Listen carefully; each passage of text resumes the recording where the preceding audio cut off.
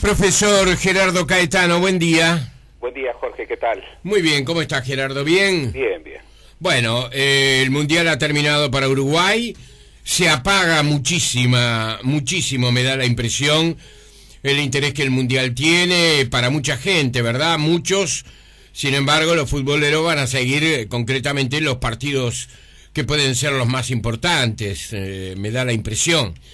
Pero se apaga un poco el atractivo que tiene el de ser protagonistas al de ser observadores, ¿verdad? Sentados en la tribuna, y esto seguramente va a impulsar también la vida política aquí en nuestro país. ¿Hay alguna consideración que quieras hacer, Gerardo, con respecto a la selección uruguaya, las expresiones de Mujica? ¿Cómo han intervenido realmente los políticos a nivel general, verdad? Estoy hablando de los presidentes fundamentalmente, ¿no? El presidente de México ayer, lo de Michelle Bachelet, bueno, las expresiones de Mujica que hoy están en portales internacionales. Hay como una efervescencia que dio este mundial muy especial. Tal vez sea la tecnología, la circulación de información tan rápida que existe hoy por hoy en el mundo, que hace que esto se destaque más que en el pasado. No, como tú bien decías, el mundial terminó para Uruguay en esa dimensión épica, intransferible que el fútbol tiene para esta sociedad. Bueno, el mundial seguirá, pero esa dimensión, esa puerta maravillosa y al mismo tiempo inquietante que los uruguayos tienen, se cerró. Y eso marca un cambio muy importante. La vida va a empezar a retomar su normalidad. Yo creo que de los únicos escenarios épicos que el Uruguay tiene, el fútbol, por suerte, a mí no me gustan las sociedades que tienen otros escenarios épicos. Sí. Está bueno que el fútbol sea nuestra épica y, por ejemplo, que nuestra épica no esté en otros escenarios, como en otras sociedades sí está. Porque la épica tiene héroes y tragedias, tiene momentos de triunfo total y momentos de tristeza y derrota profunda. Y está muy bien que esas dimensiones tan fuertes de la vida las tengamos. Está muy bueno tenerlo. No me gustan las sociedades que no tienen épica, pero está bueno tenerlo en un juego, en donde se puede ganar, se puede perder y se puede empatar, y en donde la capacidad de olvido tan necesaria y la capacidad de recuerdo igualmente necesaria se pueden elaborar de otra forma. Lo que sí, yo creo que lo que ha pasado en estas últimas 2 semanas en Uruguay nos debiera hacer reflexionar una vez más, pero tal vez más profundamente, sobre lo que el fútbol significa para nosotros, y todo lo que tiene, para bien y para mal, para esta sociedad. Y advertir hasta qué punto el fútbol, en el mundo de hoy, y particularmente un mundial de fútbol, es uno de los pocos espectáculos globales en donde se mueve muchísimo poder, donde se mueve muchísimo dinero, y en donde la participación a la que tú referías de los presidentes y de la política. Angela Merkel, olvidé, pero bueno, los otros días fue a los vestuarios a saludar a la selección alemana. Lo que pasa que no es menor lo que está en juego, No es tampoco mecánico como creen muchos. No es tan cierto que el éxito deportivo lo aprovecha siempre los gobiernos. No, a veces sí, a veces no. Depende mucho de las circunstancias. Pero el haber participado en uno de estos torneos globales, con todo lo que rodea hoy a un torneo global, tal vez es un sobre el que los uruguayos no hemos reflexionado lo suficiente. Desde nuestra condición de país pequeño, de un país de 3 millones de personas, que tiene un protagonismo y una historia, sobre todo, totalmente desmesurada para sus posibilidades. Sí, sí, sí. Pero bueno, la vida recomienza. Sí, pero el fútbol es capaz de, por ejemplo, poner en aprietos en Brasil a Dilma Rousseff, la candidatura. Es, por ejemplo, en Argentina puede acentuar la sensación de crisis o de plafón bajo que tienen los argentinos según algunos observadores. ¿Es capaz de esas cosas? Cada sociedad vive su vínculo con el deporte de una manera especial, aún en una globalización en donde los fenómenos tienden a uniformizarse. En esto cada cultura política tiene sus códigos. En el Uruguay los impactos yo creo que son más bien moderados, y que quien tienda a aprovechar los éxitos o los fracasos deportivos para traducirlos en votos va a sufrir un gran chasco. Pero en otras sociedades, bueno, nosotros vimos, por ejemplo, en la dictadura argentina, cómo la dictadura manipuló los hechos deportivos a su favor. Sí, ya había ocurrido con Italia en 1930, bueno, ¿no? Y otras sociedades en su momento lo han manipulado. En el caso brasileño es más complejo, porque la sociedad brasileña tiene respecto al deporte otra vivencia. Yo creo que Dilma se jugaba mucho en este mundial, no tanto por el éxito o el fracaso de la selección, sino que se jugaba mucho por si el mundial podía realizarse con mayor o menor normalidad. Y el mundial, pese a todos los pesares, está siendo un mundial más que razonable, muy bueno. Ah, sí. Muy bueno. Emotivo, ¿eh? ¿Cómo? Emotivo, pero además, en términos de organización, un éxito, y en términos de impacto global también. Y las manifestaciones han sido, bueno, más bien menores. Esto no tiene nada que ver con el escenario de la Copa de las Confederaciones, y no ha habido, y creo que no va a haber en lo que resta del campeonato, esas explosiones de movilizaciones que sí, de haberse producido, bueno, hubieran tenido un impacto en el proceso electoral brasileño muy importante. Yo creo que el gobierno brasileño sale del mundial no tanto por la suerte de la selección brasileña, que por otra parte coincidirás conmigo, sí. no es un equipo de esos que Brasil nos tiene acostumbrados. No es de los mejores, ¿no? No, y es una suerte azarosa, como lo demostró su clasificación agónica contra Chile el sábado pasado. Pero yo creo que el mundial que ya ganó Brasil, y particularmente el gobierno de Brasil, es el mundial de la organización, es el mundial de recibir a millones de extranjeros y de brindarles seguridad y de poder proponer un nuevo Brasil para el mundo. Y en ese sentido creo que la figura de Dilma Rousseff y el Partido de los Trabajadores, que salió tan dañada el año pasado de la Copa de las Confederaciones y de esa movilización que desbordó absolutamente las previsiones, creo que en el operativo mundial, habrá que ver lo que resta, pero son 2 semanas,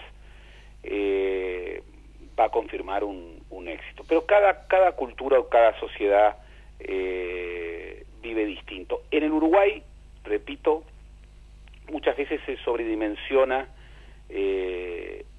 digamos, lo que la política puede aprovechar del éxito deportivo. En el Uruguay los prestigios y los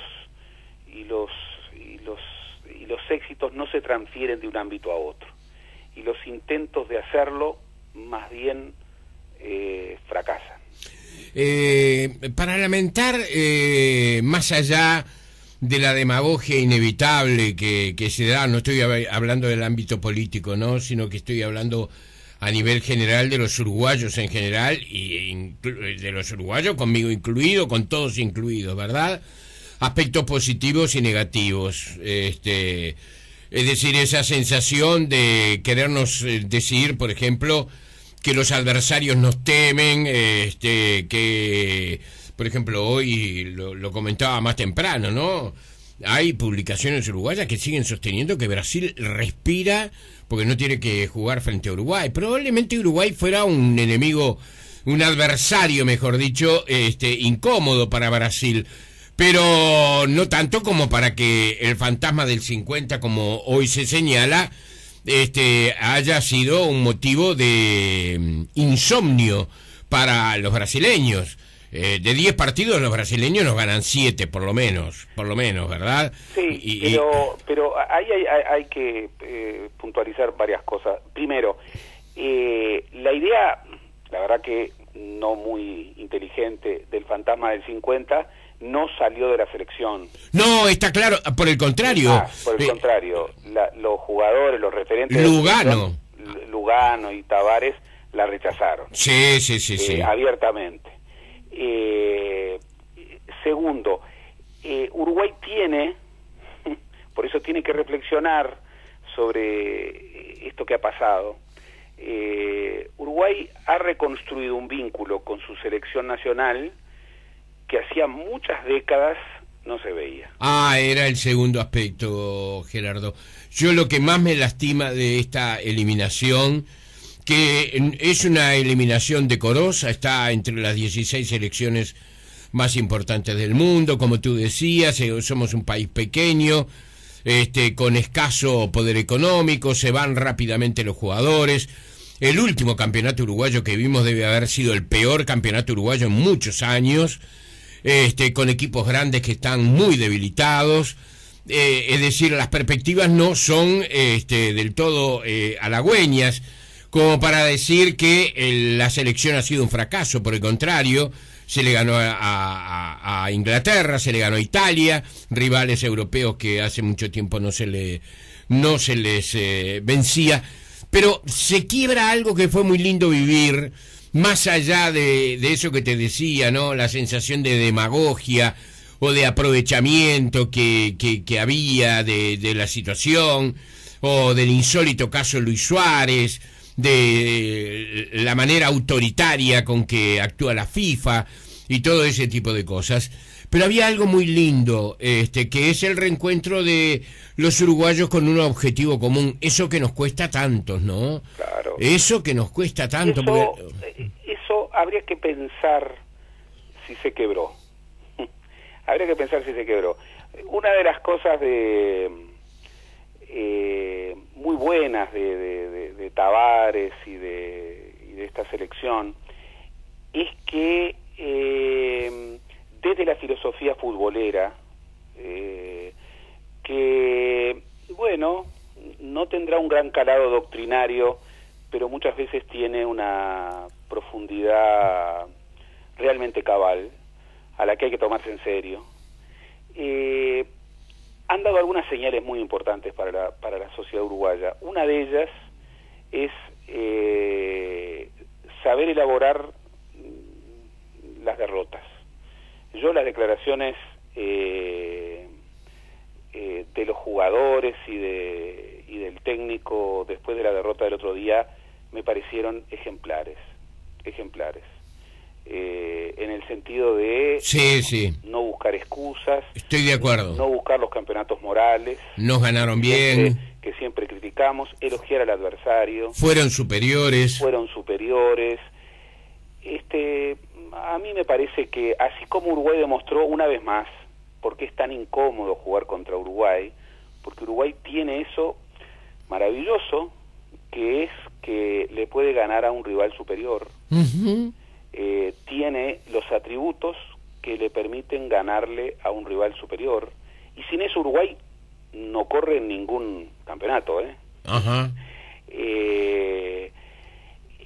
Uruguay también tiene que saber desdramatizar esa dimensión tan fuerte, tan épica, y recordar al final que hay 3 resultados y que a veces dándolo todo no alcanza.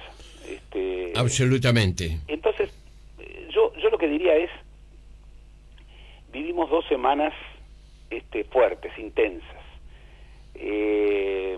Todavía tenemos que rumiar bastante para elaborar lo que ha pasado. Y bueno, muchas veces los periodistas tienen que escribir hoy. Y a veces la prensa, la verdad que no tiene ese espacio para meditar. Bueno, tal vez los ciudadanos puedan tenerlo más. Y en ese sentido, invitar a reflexionar sobre lo que pasó y sobre lo que deja, y sobre lo que puede dejar de positivo para la sociedad y para cada uno de nosotros, me parece un rumbo adecuado. Sí, un mundial además con sorpresas, por eso mismo se ha vuelto emotivo. Un mundial como yo creo que muchas... En el fútbol es un viejo axioma, lo decíamos más temprano, que un error, el aprovechamiento del error, y en eso las selecciones uruguayas y los equipos uruguayos han sido expertos, es decir, en aprovechar históricamente, ¿no? Aprovechar, digamos, los errores del adversario. Pero este es un mundial con pocos errores, pero los errores que se cometen son absolutamente fundamentales. Y un mundial con grandes arqueros, Gerardo. Claro. Un mundial en donde hay algunas figuras brillantes, como este chico James Rodríguez, ¿verdad?, de Colombia, o de Robben, que para mí entre ellos dos están los mejores jugadores hasta ahora de este mundial, pero eso es absolutamente opinable. Pero evidentemente lo que nadie va a estar en contra es decir que estos son 2 jugadores brillantes. El arquero de Costa Rica, el arquero de México, y uno que no se menciona tanto, pero que para mí fue impresionante, el arquero de Chile, Claudio Bravo, que acaba de ser adquirido por el Barcelona. Realmente se han lucido junto a otros arqueros. Hoy mencionaban otros arqueros, el arquero colombiano, por ejemplo, también, ¿verdad? Había varios arqueros. Yo no recuerdo un mundial donde se le haya dado tanto brillo a los arqueros. Es decir, en general las estrellas son o los número 10 o los que están allá arriba, ¿verdad? Pero en este mundial los arqueros han sido fundamentales en muchos casos, ¿eh? Exactamente, exactamente. Forma parte de esa teatralización de la vida que es un partido, y en donde, bueno, siempre, tú sabes, es un motivo de la literatura. El puesto del arquero sí. es un puesto solitario que se despliega allí donde no crece el pasto, o donde crece con dificultades. Es un puesto muy especial y bueno, es un puesto decisivo. Bueno, y ahora veremos la decisión de Tabárez a partir de la oferta o de la calidad de la oferta que le den nuestros dirigentes. Y hay muchos que se preguntan, ¿está en Uruguay concretamente el próximo técnico? Bueno, eso de pronto es para los especialistas, ¿no? Sí, pero lo que no es para los especialistas, sino que es para los ciudadanos, es el gobierno del fútbol uruguayo. Y yo ahí, la verdad, veo mucha preocupación. Tengo mucha preocupación porque así como el fútbol que vemos todos los fines de semana está muy lejos del proceso de la selección, muy lejos. El gobierno, la calidad del gobierno de este ejecutivo, yo creo que a pesar de que apenas empezó, yo creo que nació mal. Nosotros teníamos un ejecutivo que de alguna manera marcaba una orientación diferente, que había enfrentado algunos problemas muy importantes que el fútbol uruguayo tiene, por ejemplo, poderes monopólicos, ciertos desbordes muy poco democráticos, ciertos manejos muy poco transparentes. Bueno, a mí me parece que el quiebre más más complicado que tiene hoy el fútbol es que este nuevo gobierno no parece dar las garantías de sensatez, de transparencia, de digamos, de valores, de sabiduría, de principismo que daba el anterior. Y eso me preocupa. Sí. Porque los resultados o los éxitos o los fracasos también emergen de procesos, y los procesos tienen que ver con gobiernos, y el gobierno del fútbol es un gobierno importante. Esto de Tavares tiene también la expresión de varios ejecutivos, sobre todo del último, presidido por Bauzá, que fueron ejecutivos ejemplares. Fueron gobiernos que marcaban una calidad, que hacía mucho tiempo no teníamos. Sí. Yo no veo en el ejecutivo actual esas virtudes. Sí, es provisorio, ¿no? Es hasta julio. Bueno, yo diría que ahí está el gran mojón, porque si tenemos a Tavares, pero tenemos a un gobierno del fútbol que vuelve a recaer en viejos vicios y que de alguna manera conecta algo que todos hemos visto y que vemos, que es que ciertos intereses demasiado poderosos se han adueñado sin contestación del manejo de cosas fundamentales de este deporte que importa tanto a los uruguayos. Bueno, vamos a tener dificultades, y eso se va a ver en la selección, pero se va a ver en otro tipo de cosas. A mí me preocupa eso. Bien. Ayer recién hablábamos con un compañero, ¿no?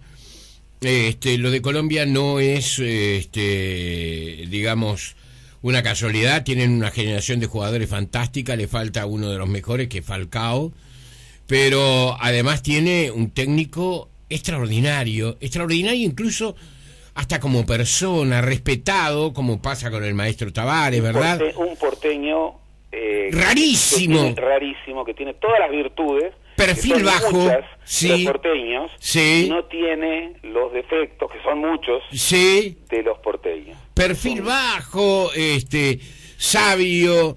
Se dice, ¿sabés que quería venir a trabajar a Uruguay, como lo quería hacer Marcelo Bielsa también en su momento, antes de irse al fútbol español? Bielsa estuvo viviendo aquí en Uruguay, o venía en algunos momentos, semanas enteras para el Uruguay. Bueno, el asunto es ver qué va a pasar, si sigue Tavares, si no sigue Tavares, y si no sigue Tavares, un signo de interrogación. Pero a propósito, terminó el Mundial, ¿qué pasa con la política? Esa es una pregunta, pero hay un tema capital también, Gerardo, que es la situación realmente muy sacudida que vive en estos momentos la República Argentina. Yo no sé si los uruguayos nos damos cuenta de lo que está pasando en la República Argentina. Yo creo que no. Yo creo que no, y ahí hay un problema. Hoy es un día muy importante para la Argentina. Perdón, Gerardo, perdón, lo que importa es lo que tú decís como siempre, pero que quiero decirte algo. Acaba de hablar con atraso en relación a la hora habitual, que lo hace casi todas las mañanas, el jefe de gabinete de Cristina Fernández, del gobierno argentino. Capitanich. Exactamente, Jorge Capitanich. Dijo dos cosas. Una, que él no puede juzgar a Vudú porque no es abogado. Y la segunda, no sabe la opinión de Cristina Fernández porque no ha estado con ella. Cristina Fernández está en el sur, ¿verdad? De la Argentina, regresa hoy. Incluso hoy va a encabezar un acto a las 6 de la tarde, creo que es, con Scioli, inaugurando una obra en Buenos Aires, y ahí se supone que dirá algo. Y si no dice nada, nadie le puede preguntar, porque ella, como ya he sabido, no acepta preguntas de los periodistas, ¿no? Acá tenemos varias cosas. En primer lugar, tenemos la herencia maldita de una crisis feroz de la cual Argentina salió mal. El default del 2001, que todos recordamos, fue aplaudido en un acto... ¿Te acordás? Cantando la marcha de los muchachos peronistas. Claro, de inusitada irresponsabilidad por todo por todo no, pero por buena parte del Congreso argentino, en aquellos 7 días inefables, increíbles, de la presidencia de Rodríguez A. Es una herencia que 13 años después se sigue pagando. Argentina, más allá de todas sus pretensiones, en esta globalización de poderosos y de débiles, a pesar de ser un país importante, está entre los débiles. Y hoy está siendo sometida a una extorsión que mucho tiene que ver con, este mundo de los poderosos, que hay ciertas cosas que no admite. Respecto al tema de los fondos buitre, los uruguayos no podemos equivocarnos y no podemos confundirlos tantos. Lo que el juez Griesa está haciendo respecto al recurso que ese 7% de bonistas, de especuladores, está haciendo con respecto a un Estado nacional soberano como la Argentina, es algo que debiéramos tomar en su justa medida. Pero también estamos viendo una situación de hecho que es muy grave. Entrar en default en cualquier hipótesis es muy grave, pero para la Argentina de hoy es más grave, porque la Argentina, lo hemos dicho varias veces en conversaciones contigo los lunes, desde octubre pasado ha tenido el imperativo de ir cambiando de políticas. Cambia de políticas con un discurso que se mantiene, pero cambia de políticas. Cambió la estrategia política, cambió los contenidos, está desarrollando un ajuste muy duro. Se están terminando los subsidios, entre otras cosas porque lo que antes se daba no puede continuar. Y el manejo, que el kirchnerismo hacía de ciertos instrumentos de política económica, hoy ya no los puede hacer. Este golpe, que puede implicar un default técnico, aparentemente no lo implicaría hoy, pero sí lo puede implicar en un mes, en un futuro muy cercano. En julio, fines de julio. Un problema muy grave para la Argentina, pero también para la región, porque la Argentina es un país que, a pesar de todos los pesares, sigue siendo y va a seguir siendo importante para la región, sobre todo para un país como Uruguay. Uruguay, por más que yo creo que ha ido buscando distancias de su dependencia comercial, de su dependencia financiera, de su dependencia a nivel de inversiones, es un país que tiene muchos intereses en común con la Argentina, no puede no tenerlas. Claro. No tenerlos. Y claro. Tiene una larga serie de contenciosos que, por cierto, no se reducen al tema de UPM y al tema de este conflicto que hemos tenido en la última década. Son muchos otros temas. Entonces, es un momento difícil para el Uruguay, que el Uruguay tiene que enfrentar con los ojos bien abiertos y con los cálculos bien hechos. Uh-huh. Y con la Argentina, y sobre todo con los gobiernos argentinos que tocan ese nervio nacionalista que el Uruguay tiene, de los pocos, pero tiene, hay que tener mucha paciencia, y al mismo tiempo mucha firmeza. Paciencia y firmeza. Es dificilísima las dos cosas juntas. Claro, pero hay algunos como métodos para poder combinar esas dos cosas tan difíciles. Y yo te diría, el primero, el gobierno, respecto a un tema en el que ha habido diferencias profundas con la oposición, ahora tiene que articularse a muerte con la oposición. Y lo tiene que hacer en un año electoral. Y en ese sentido, en las últimas semanas ha habido señales auspiciosas, uh-huh. Realmente auspiciosas. Y realmente es una señal muy positiva el hecho de que, frente al conflicto bilateral con la Argentina, en un año electoral, hoy, todo el sistema político uruguayo está actuando de consuno. El que tiene que cuidar más eso es el gobierno. No solamente su canciller, sino el presidente. Lo tiene que cuidar porque en esta coyuntura es un patrimonio intangible, pero poderosísimo. Y aquí hemos visto actitudes de parte de la oposición muy responsables también. Lo que han hecho en estas dos reuniones que han tenido los ex cancilleres Operti y Abreu es realmente muy positivo. ¿Por qué? Bueno, porque en un momento muy difícil no solamente le dan consistencia de contenidos a las acciones del gobierno, sino que le dan respaldo político. Y esto es algo que el Uruguay lo tiene que tener a muerte. En la Argentina es todo lo contrario. La Argentina está cambiando sus políticas con el mismo gobierno, pero ya todos están pensando, como siempre, en la próxima elección, que es dentro de un año y poco. Sí, en octubre del año que viene, ¿no? En octubre del año que viene. Ahí y está. tenemos un régimen, y la palabra régimen es muy dura, pero por muchos aspectos, en algún sentido corresponde. Tenemos un kirchnerismo en retirada. Ahí está, yo eso te iba a preguntar. ¿Cuál es la situación en este momento?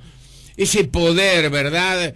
Ese gesto autoritario del gobierno argentino, permanente, no solamente con el exterior, sino también con los propios partidos de la oposición o con quienes no piensan igual, etcétera, etcétera.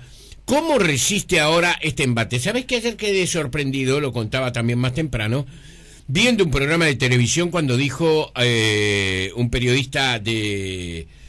no sé de qué medio era, pero lo dijo creo que en el programa de Luis Majul, dijo que lo de Vudú había sido una buena noticia para la presidenta, o para la presidenta de los argentinos, porque el tema principal para la Argentina no era ese, sino que el tema principal estaba en los Estados Unidos, pero que admitía que de cualquier manera el tema Vudú es un tema que puede arrastrar a muchísima gente, muchos nombres.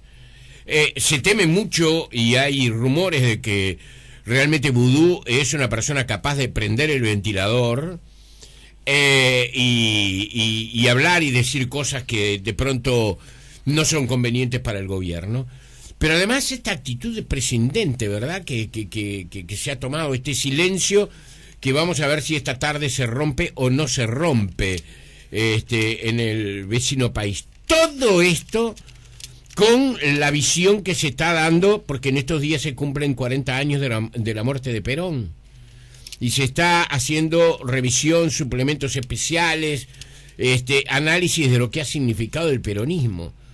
¡Qué lío que tienen para definir lo que es el peronismo! Sin embargo, sí, este cambio que se avisora es un cambio dentro del peronismo,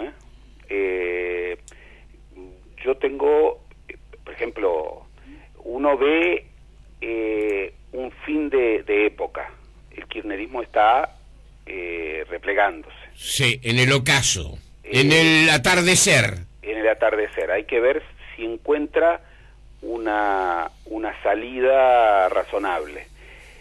Pero la oposición no peronista no tiene una alternativa consistente. Ah, esa es otra, Esa es otra. Y el cambio que se atisba es un cambio dentro del peronismo. Con todo lo que esto implica.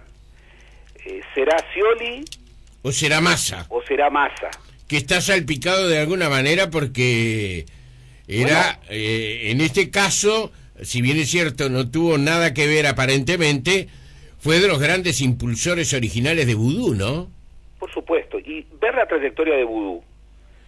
No hay que hablar mucho de Vudú, hay que ir a la tosudez de los hechos, conocer su historia.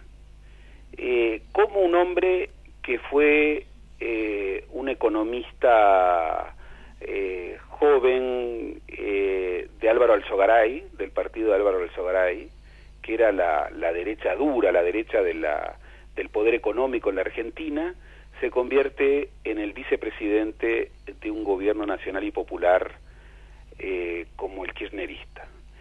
¿Qué es lo que posibilitó eso?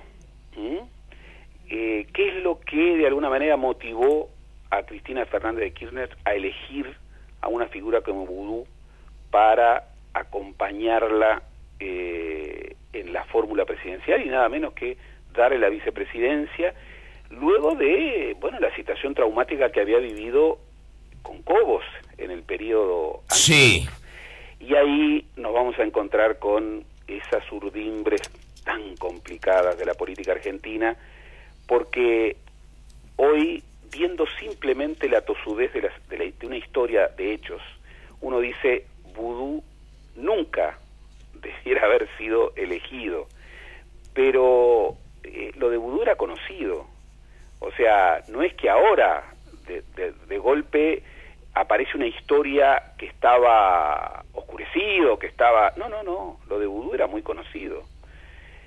Tal vez no se conocían las dimensiones de estos hechos de corrupción, pero la historia y los antecedentes de Vudú eran muy conocidos. Entonces, está cambiando el gobierno, ya cambiaron las políticas, pero ¿cómo cambiará la política, el sistema político argentino a partir de octubre del año próximo? Bueno, eso es una gran incógnita, y el problema argentino desde hace más de 100 años es la política. Sí. Y no nos equivoquemos, no es solo el peronismo, porque uno dice, bueno, miremos la Argentina no peronista, y la verdad que Sí. uno no encuentra tampoco Sí, no. muchas expectativas. Muchos brillos. No, el enigma argentino, esto sobre lo que hablan todos los libros orientados al desarrollo, cómo la Argentina, con esa capacidad en recursos humanos, con esa potencialidad de recursos naturales, con esa ubicación geográfica, con todos sus patrimonios, cómo la Argentina no alcanzó el desarrollo. Es un enigma. Es un enigma, y yo creo que la respuesta al por qué no ocurrió eso hay que buscarlo en la política. El problema de la Argentina históricamente ha sido un problema político. Bien, Gerardo, un minutito para venir a este país y decir lo que decíamos al principio. Terminó el Mundial y ahora yo creo que los distintos partidos estarán mirando quién parte primero, ¿verdad? Salir primero puede ser muy bueno y puede ser muy malo también, pero la inacción me parece completa, esta siesta, ¿verdad?, que se ha vivido durante 2-3 semanas. Me parece que mirando la próxima elección nacional va a culminar y van a comenzar las novedades. A mí me parece que la siesta ha sido más bien en lo público. Sí. No ha sido en el alambique de la política y de las propuestas. Ahora, Gerardo, ¿sabés que en los pasillos, en los mentideros, como dicen los argentinos, los periodistas argentinos, que es un término bastante acertado para lo que quiero decir, se asegura que tanto en el Frente Amplio como en el Partido Nacional y en el Partido Colorado hay desacuerdos, hay distancias de posiciones y que todavía nadie puede largar, digamos, una imagen clara de cuáles van a ser las afirmaciones a realizarse en la campaña. Pero eso es bastante evidente. ¿Sabes por qué? Sí. Porque los libretos que había hasta el 1 de junio... Se terminaron. No solamente se terminaron, sino que no son válidos. Incluso los libretos, yo creo que todos los libretos de todos los partidos, e incluso de todos los candidatos, en mayor o menor medida, advertían que después del 1 de junio venía el Mundial y después empezaba otra elección. Sí. Lo que pasa es que los resultados del 1 de junio, sí, en particular los dos terremotos, sí, que son el triunfo en la interna nacionalista de quien no era el favorito, sí, con todo lo que esto implica de cambio en la competencia general. Le cambió el mapa al Frente Amplio, pero le cambió el mapa, lo vemos, al Partido Colorado. Sí, sí, y al Partido Nacional. Bueno, y le cambió el mapa interno al Partido Nacional. Terremoto, segundo terremoto. Se preveía ciertos cambios en el mapa interno del Frente Amplio, y esos cambios no tenían que ver con una disputa que ya estaba zanjada. Lo único que se tenía que ver eran las magnitudes entre los precandidatos Vázquez y Moreira. El tema es que el otro terremoto fue que alguien que venía creciendo de alguna manera consolidó un espacio absolutamente central en esa interna, nada menos que del partido de gobierno, que es Raúl Sendic. Entonces, con esos dos hechos, no solamente los libretos quedaron obsoletos, sí, sino que hay que crear libretos nuevos. Y la verdad que en el balance, algunas campañas, hasta el 1 de junio, fueron muy malas. Fueron muy malas. Sí. Me acuerdo en el programa, y algunas, las que fueron muy buenas, incluso también tienen que cambiar para adaptarse a un escenario nuevo. Y yo entiendo que haya desconcierto y que haya diferencia. Por ejemplo, yo entiendo por qué Bordaberry ha postergado y viene postergando la elección del vice, porque es una opción dificilísima, porque el Partido Colorado ahora tiene una elección distinta, en donde la verdad que competir le va a resultar más difícil. Entonces tiene que encontrar un compañero de fórmula que verdaderamente sume, Yo creo que sí. Y eso no es sencillo. También entiendo que haya diferencias en el Partido Nacional, porque lo hablamos hasta el cansancio. Una cosa era la fórmula Larrañaga, Lacalle Pou, y otra cosa muy distinta es la fórmula Lacalle Pou, Larrañaga. Se nos fue el tiempo, Gerardo, pero quedamos en un punto donde creo que es muy interesante, y además es muy interesante lo que has dicho con respecto a las elecciones internas y lo que ha significado la actitud del ciudadano que votó en ese día, que no fueron todos, pero algunos. ¿Cómo interpretar? El gran lío es cómo interpretan los políticos y los partidos políticos el estado de ánimo y el humor que hoy tienen los uruguayos en materia de predilecciones electorales y por lo tanto políticas, ¿verdad? De eso podemos hablar de pronto más extensamente con más tiempo la semana que viene. ¿Te parece bien? Me parece muy bien, porque generalmente cometemos un error en Uruguay. Cuando analizamos la política, miramos solamente a los candidatos y a los partidos. Sí. Y nos olvidamos de cambiar la mira y ver a los electores. Totalmente. Y en última instancia, el soberano es el electorado. Sí. El electorado está cambiando en Uruguay. Sí. La semana que viene te voy a preguntar, por ejemplo, ¿el ciudadano está siguiendo los candidatos? ¿O los candidatos ahora tienen que seguir a los ciudadanos? Esto probablemente ya ocurrió en el pasado, pero ¿se acentuó algo de eso? Bueno, nos vamos, Gerardo, un abrazo grande, buena semana, Igualmente para ti y para los oyentes.